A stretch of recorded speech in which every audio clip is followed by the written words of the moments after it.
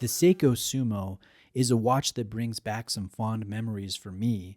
A pre-Prospex Gen 1 was one of my first Seiko diver purchases years and years ago.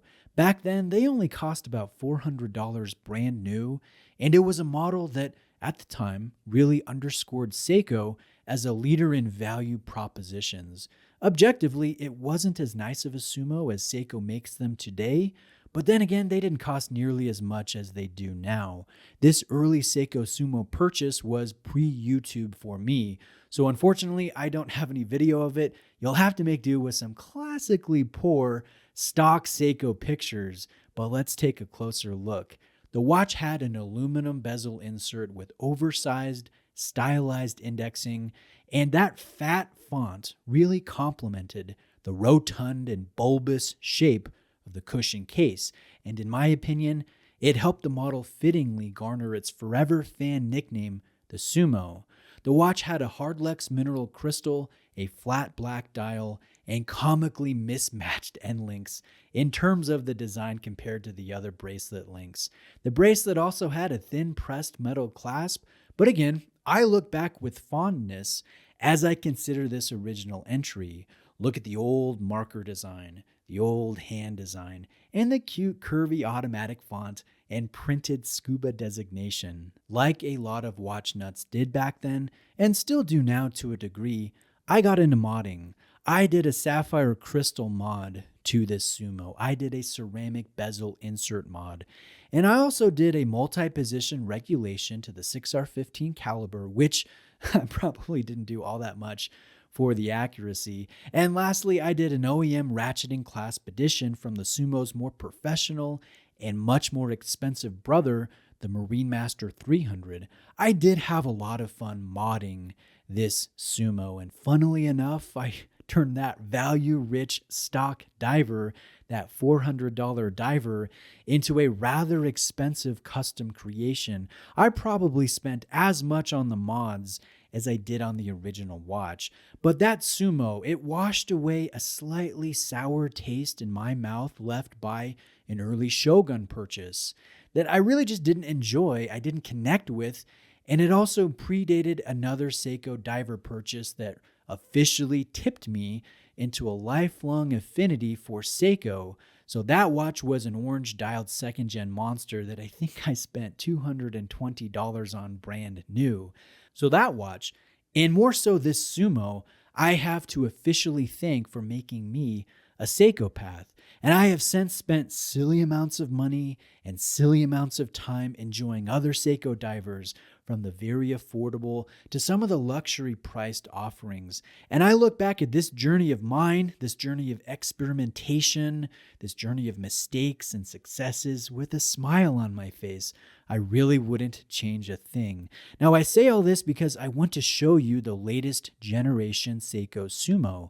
Its official designation is the SPB 323, and if I am counting correctly, it is the 5th generation of the Sumo design, the contemporary posterity of one of the Seikos that really got it started for me. The retail price is now $1,200, which is about 3 times the price of what I bought that original Gen 1 for all those years ago. I did a quick calculation for inflation, and what I originally spent on that old Seiko equates to about $550 today.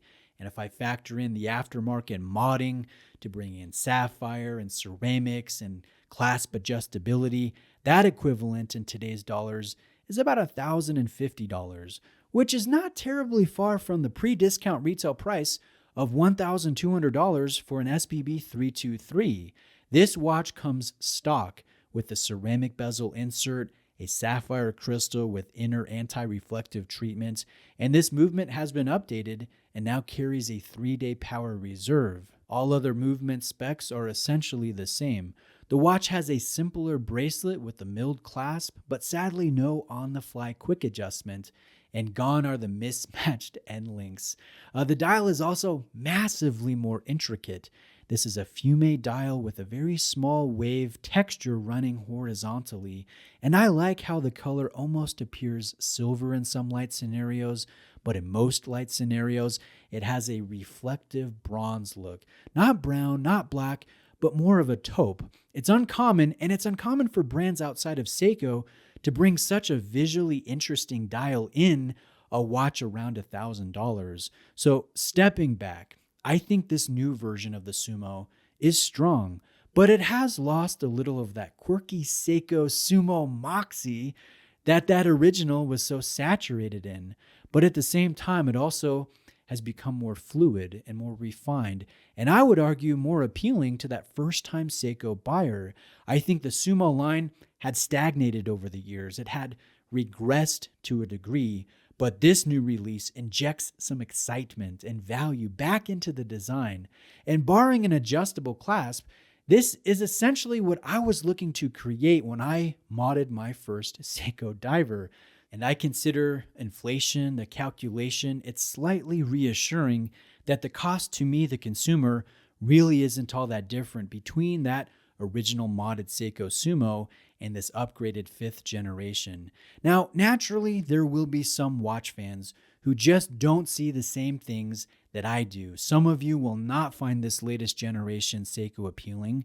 You would rather sink similar money into a used German watch, or a couple Chinese micro brands, or a value-rich Swiss Hamilton or Tissot from the Swatch Group. And I'm not here to judge you or to sway you. Like I mentioned earlier in the video, I'm grateful for my own watch journey, and I wouldn't change anything.